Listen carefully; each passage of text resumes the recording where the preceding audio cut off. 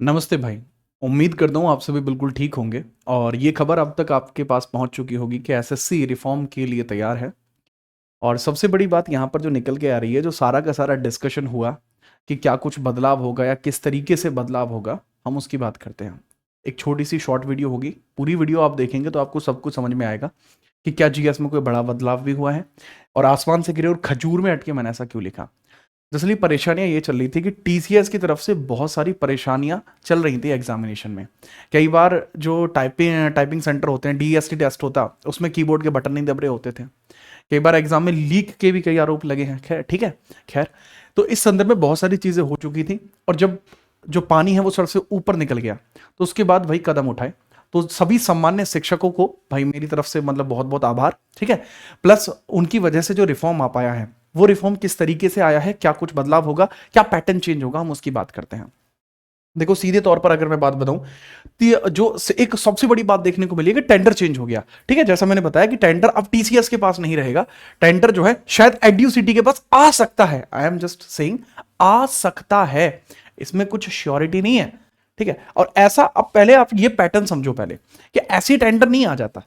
कोई भी टेंडर जब एसएससी लॉन्च करता है तो ये पब्लिक डोमेन में होता है कि वो तीन तरीके से टेंडर निकालता है। पहला सीए निकालता है, दूसरा एसपी निकालता है जिसमें एसओएस होता है, और तीसरा निकालता है आरएफपी, जो कंप्यूटर बेस्ड टेस्ट आपका कराता है। मैं आपको बहुत क्लियर बताऊं कि कंटेंट अथॉरिटी एजेंसी, पहले टीसीएस इस चीज को कर रहा था, कंप्लीटली वो एक एग्जाम के लिए बना रहा था। अब सीबीटी का काम होता है आपके लिए पेपर को रेडी करना। ठीक है, आपके लिए पेपर को रेडी करना कंटेंट अथॉरिटी एजेंसी होती है ये। अब ये जो काम है ये अलग अलग एजेंसी सब करने वाली हैं। इसके अंतर्गत ये कहा गया है, एसएससी ने नई जो रिफॉर्म है ना, एसएससी रिफॉर्म, तो उसमें जब डिस्कशन हुआ तो उस डिस्कशन में एसएससी ने ये क्लियर किया कि भाई हम जो कंटेंट अथॉरिटी एजेंसी में रखने वाले हैं वो 2+ टीम्स को रखने वाले हैं, 2 से अधिक एजेंसी या टीम्स इसके अंदर रहने वाली हैं। अब इसके अंदर अलग अलग टेक्नोलॉजी, जैसे इंफॉर्मेशन टेक्नोलॉजी करके एक इंस्टीट्यूट है, वो इसके अंदर आ रहा है। ठीक है, और मेटा कंपनी जो है, ठीक है, वो वाली मेटा नहीं, वो मेटा आईटी है जो इसमें आ रही है। तो 3-4 कंपनियां अलग अलग इसमें आ रही हैं। अब कंटेंट बिल्डिंग की बात है तो भाई कंटेंट बिल्डिंग में कोई ज्यादा परेशानी नहीं होगी, क्योंकि जब कंटेंट बिल्डिंग वाली टीम आती है तो वो पीवाईक्यूएस बेस्ड क्वेश्चंस को ही पिक करती है मेजरली। तो पीवाईक्यूएस का रोल थोड़ा इसमें बढ़ जाएगा। ठीक है, पीवाईक्यूएस का रोल थोड़ा इसके अंदर बढ़ जाएगा, वो जरूरी है। ठीक है, राइट। अब दूसरा होता है सर्विस प्रोवाइडर, ये सॉफ्टवेयर बनाते हैं, इसका काम होता है एसओएस का सॉफ्टवेयर बनाने का। तो इसके लिए तो टेंडर भाई अलग निकला था, इसके लिए तो टेंडर अलग निकला था। ठीक है, अब जो पब्लिक डोमेन में जानकारी है, ठीक है, राइट, मैं एक बार इसके थ्रू आपको बताने की कोशिश करता हूं जो पब्लिक डोमेन में है तो किस किस कंपनी को जाने के चांसेस है। देखो वो सी एंड के मैनेजमेंट को जाने के चांसेस है कि सी एंड के मैनेजमेंट इसको संभाल सकता है। ठीक है, ये पब्लिक डोमेन में है हालांकि, लेकिन मैं पीडीएफ यूज नहीं कर सकता, राइट। कोई भी पीडीएफ यूज नहीं कर सकता क्योंकि उसके ऊपर कुछ ऐसी जानकारियां होती हैं जो साझा नहीं की जानी चाहिए। दूसरा इंटीग्रेटेड लर्निंग सॉल्यूशन, जो इंटीग्रेटेड लर्निंग सॉल्यूशन है, इंटीग्रेटेड लर्निंग सॉल्यूशन, ये भी शायद टेंडर को उठा सकती है। ठीक है, क्योंकि बिड में आगे चल रहे थे और कंपनी ने कहा कि एसएससी ने कहा कि हम इस एक से ज्यादा बिड इसमें एक्सेप्ट करेंगे। और तीसरा है मेटा आई टेक्नोलॉजी, जैसा मैंने बताया मेटा टेक्नोलॉजी। तो इसमें आपको ज्यादा टेंशन लेने की जरूरत नहीं है, इसमें आपको ज्यादा टेंशन लेने की जरूरत नहीं है। ये पीवाईक्यू बेस्ड ही क्वेश्चन बनाएंगे तो इसमें आपको परेशानी नहीं होगी, राइट। तो ये तो काफी बढ़िया है। लेकिन अगर हम बात करें सप्लाई ऑफ सॉफ्टवेयर, ये कंपनी चेंज हुई है, इसकी बिड किसको गई है वो क्लियर नहीं है, बट इसकी बिड चेंज हुई है। जो पहले सॉफ्टवेयर बन रहा था वो नहीं बनेगा। हाँ, तो जो आपको लेआउट दिखाई देता है शायद उसमें परिवर्तन हो सकता है, जो आप देखते हो लेआउट क्वेश्चंस वगैरह, तो शायद उसमें परिवर्तन हो सकता है। आई एम नॉट श्योर, क्योंकि इसके बारे में बताया नहीं गया। शायद सॉफ्टवेयर के चेंज करने की भी बात शायद चल रही थी कि उसको मतलब हैक प्रूफ बनाया जाए, ऐसा कुछ ना हो। ठीक है, उस पर बात चल रही। लेकिन जो आरएफपी आपका कंप्यूटर बेस्ड टेस्ट कराती है, इसका जो टेंडर आया है, इसके टेंडर में सारा का सारा बवाल हुआ है। सारा बवाल हुआ ही इसी के टेंडर की वजह से। क्यों? क्योंकि इसका जो टेंडर है वो शायद इस बार जो जा सकता है, इस बार जो इसका टेंडर जा सकता है वो इक्विटी को जा सकता है।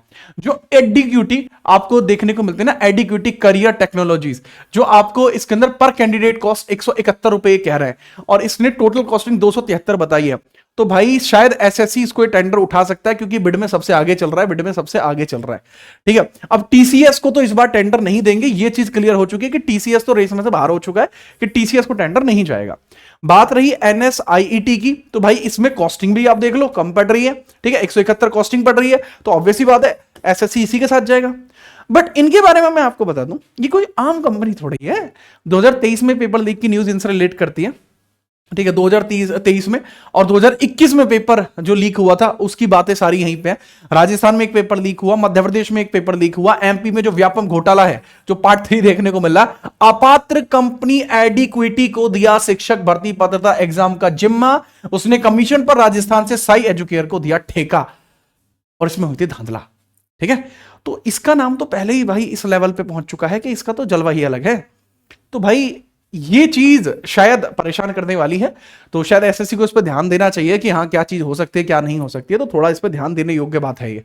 ठीक है, क्योंकि जब ऐसी कंपनी को आप टेंडर दे रहे हो जो इस प्रकार के आरोपों से पहले ही घिर चुकी है, तो एक बड़ी बात होगी कि एसएससी यहां पर क्या कदम उठाएगा। मैंने बताया कि यह मतलब लगभग 99% फिक्स है, इसमें 100% कुछ नहीं है। एसएससी जब चाहे वो 1 मिनट में रिफॉर्म कर देगी। ठीक है, 1 मिनट में रिफॉर्म कर देगी, एसएससी के ऊपर है ये।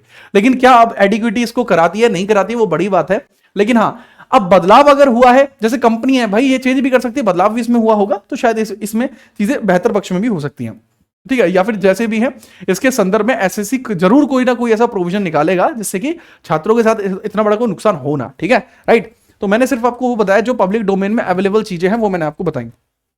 अब मैं बात करूं पैटर्न कितना चेंज हो सकता है। देखो कोई भी कंपनी होती है जो टेंडर उठा रही है तो वो पैटर्न के अंदर ज्यादा बड़ा कोई मैसिव बदलाव नहीं लेके आती। अब बदलाव को ना आप 2 तरीके से बांट सकते हो, राइट। कि अगर मैं बात करूं एसएससी का पैटर्न जो होगा, ये रिफॉर्म आप समझो। ठीक है, आप यहीं से समझ जाओगे सारी बात। और इसमें ना मैं आपको एक बहुत इंपॉर्टेंट चीज एक और बता दूंगा, एक और बहुत इंपॉर्टेंट चीज बता दूंगा कि इस वीडियो में ना मैं आपको एक बहुत इंपॉर्टेंट चीज और खास देने वाला हूं, बताना तो अलग है, राइट। तो एसएससी रिफॉर्म ये हो सकते हैं कि एक तो होता पैटर्न का रिफॉर्म। पैटर्न का अगर रिफॉर्म करते हैं तो वो कैबिनेट में अप्रूवल इसका चाहिए होता है, उसका अप्रूवल, क्योंकि ये नियमावली में परिवर्तन होता है, नियमावली में परिवर्तन होता है। ठीक है, राइट, ये नियमावली में परिवर्तन होता है तो उसके लिए कैबिनेट की मंजूरी चाहिए होती है।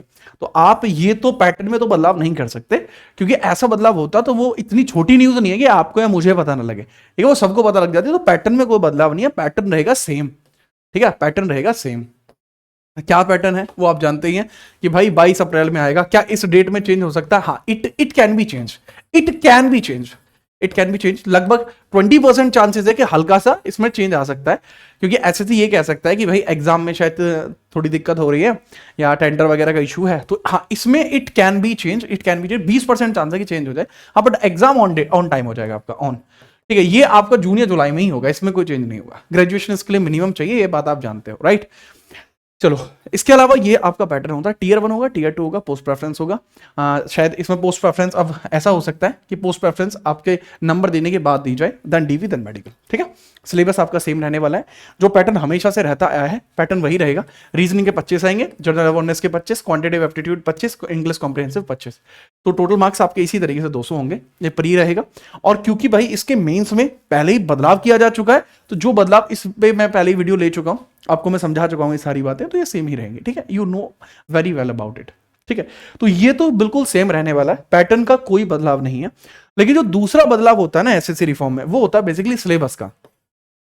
तो सबसे बड़ी बात है सिलेबस का बदलाव होता है। क्या ये बदलाव होगा या नहीं होगा? देखो, अगर कंपनी चेंज होगी, जो कि हो रही है, एसएससी ने क्लियर कर दिया कि हम टेंडर चेंज करेंगे, तो टेंडर चेंज की कंडीशन के अंदर सिलेबस में जो बदलाव है, हाँ वो हो सकता है। सिलेबस में जो बदलाव है दैट इज पॉसिबल। तो किस तरीके का बदलाव हो सकता है? देखो, इसमें ना कुछ नए सब्जेक्टिव ऐड हो सकते हैं, जैसे एनवायरमेंट शायद ज्यादा बढ़ जाए, स्टैटिक जीके कम हो जाए, करंट अफेयर्स बढ़ जाए, कंप्यूटर के ज्यादा क्वेश्चन आने शुरू हो जाए। लाइक ये कुछ, मतलब मैं बता रहा हूं कि ऐसा नहीं है आएंगे ही नहीं, मैं बस आपको सजेस्ट कर रहा हूं कि इस तरीके की चीजें शायद हो सकती हैं। बट इसमें आपके लिए फायदे की बात क्या सर? ये तो नुकसान हो गया ना, भारी नुकसान हो गया हमारे। देखो, नुकसान नहीं हुआ इसमें, इसमें आपको फायदे की बात यह है कि बदलाव होने के बाद जो आपका प्रीवियस पैटर्न है वो पूरा नहीं बदल सकता। उसमें जो PYQS है वो 1000% रिपीट होंगे। आई एम सेइंग कि इसके अंदर जो PYQS हैं वो 1000% इसमें रिपीट होंगे। ठीक है, राइट, मुझे ऐसा लग रहा है, राइट। जब भी अब से पहले भी ऐसा हुआ तो उसमें ऐसी चीजें हुई हैं। अब इसी वजह से ना मैंने क्या काम करा है कि PYQS जो जितनी भी फाइल है आपकी, तो जितनी भी आपका 2024 का कंप्लीट डेटा है, वो कंप्लीट एसएससी डेटा, एसएससी का डेटा है, वो मैंने कंपाइल करा दिया। ठीक है, एसएससी का पूरा डेटा मैंने कंपाइल कर दिया, क्योंकि मैंने कहा था वो सिर्फ जीएस सेक्शन का, क्योंकि मैंने कहा था कि जीत राणा जीएस ये कोई आम चैनल नहीं है, ये छात्रों के हित में, छात्रों के लिए बनाया गया चैनल है, पता ही समझ में। तो जीएस का सारा डेटा जो लिंक है वो डिस्क्रिप्शन में भी अपने टेलीग्राम की, ठीक है, और चाहे तो आप चैनल के जो बैकएंड पैनल हमारा होता है वहां से भी आप इस चीज को उठा सकते हैं, राइट। करंट अफेयर भी चल रही है, वो भी आप देख सकते हैं, ठीक है। तो यहां पर जाके आप यहां से जो हमारा टेलीग्राम है इस पे से डायरेक्टली लिंक पे से आप पूरी की पूरी जितने भी इसके अंदर मटेरियल है वो मटेरियल आप डाउनलोड कर सकते हैं। वो किस लिए कि आप ताकि पीवाईक्यूज पढ़ लें, क्योंकि पीवाईक्यूज रिपीट होंगे, बात आई समझ में। और दूसरी बात, आपका बात रही पैटर्न के चेंज का, तो भैया पैटर्न के चेंज में जो बदलाव है वो पॉसिबल है, बट इसके अंदर पीवाईक्यूएस आएंगे ही आएंगे। और दूसरी बात ये भैया कि अगर कोई न्यू क्वेश्चन ऐड होगा, अगर कोई न्यू क्वेश्चन ऐड होगा या न्यू क्वेश्चन की जगह न्यू कोई सब्जेक्टिव ऐड होगा, सब्जेक्टिव ऐड होगा, तो एसएससी उसके बारे में हिंट जरूर देगा, एसएससी उसके बारे में हिंट जरूर देगा आपके लिए। जो अब नोटिफिकेशन रिलीज किया जाएगा 22 अप्रैल को, 22 अप्रैल को जो नोटिफिकेशन आना है, जो शायद 22 से चेंज होकर मेरे ख्याल से 25-26 भी हो सकता है, कोई बड़ी बात नहीं होगी अगर चेंज भी हो गया, तो उस नोटिफिकेशन के अंदर उसका जो जिक्र है शायद होगा। अगर जिक्र नहीं हुआ तो भी पीवाईक्यूएस जरूरी होंगे, जिक्र हुआ है तो भी पीवाईक्यूएस जरूरी होंगे। आप अपनी तैयारी को मत रोकिए। अब मेरा ये नरेशन है कि मैं आपके लिए इसमें क्या कर सकता हूं, तो जो जीएस का सिलेबस आपका होता है, जीएस का सिलेबस आपका होता है, उसको रिगार्डिंग, ठीक है, उसके रिगार्डिंग मैं एक सीरीज स्टार्ट आप लोगों के लिए करना चाहता हूं, जिसमें मैं हर एक क्वेश्चन को इतना डीपली कंप्लीट कर दूं कि उसके बाद आपको दोबारा पढ़ने की जरूरत ना पड़े। पूरे के पूरे जीएस को मैं इस चैनल पे कंप्लीटली कराना चाहता हूं, और वो भी सिर्फ आप लोगों के हक में, आप लोगों के हित में। तो एक बार मुझे आप जरूर बताइए कि इसको हम कब स्टार्ट कर सकते हैं। इसके अंदर कंप्लीट आपका जीएस जो है कवर कराने के बारे में मेरा विचार है, वो भले ही पॉलिटी हो, हिस्ट्री हो, ठीक है, आपका इकोनॉमिक्स हो, ज्योग्राफी हो, करंट अफेयर्स हो, स्टैटिक जीके हो, तो वो सब के सब, और इवन फिजिक्स, केमिस्ट्री, मैथ हो, तो इन सभी को लेकर मैं सोच रहा हूं कि तकरीबन इनके 500 मिनिमम क्वेश्चंस हो जाएं, सो दैट कि आप जब पेपर में जाए तो आप एक बार में उसको नस्ते नाबूद कर दें, ठीक है। तो आप ये बात याद रखना कि भैया तलवार से बिजली कड़के, ठीक है, तलवार से बिजली कड़के लाल लहू होवे धरती, प्रभु मोहे ऐसा वर्दियो कि या तो विजय मिले या वीर गति, ठीक है। तो इस लेवल की तैयारी, इस लेवल के डेडिकेशन के साथ अगर होगी तो आप चीजों में बदलाव लाएंगे, आप पॉजिटिव बदलाव लाएंगे, चीजों में परिवर्तन होगा, ठीक है। और उसी के लिए मैं अब से पहले जो भी एस्पिरेंट ऐसे हैं जो मुझसे पढ़े हैं वो इस बारे में जानते हैं, ठीक है, कि भाई चीजें कितनी अच्छी की जा सकती हैं और कितनी अच्छी अब से पहले की गई है, ठीक है। तो आप चैनल को सब्सक्राइब जरूर कर देना, इस डेटा को रिसीव कर देना वहां से, और इस पूरे डेटा को भी मैं यहीं पर सॉल्व कराने वाला हूं।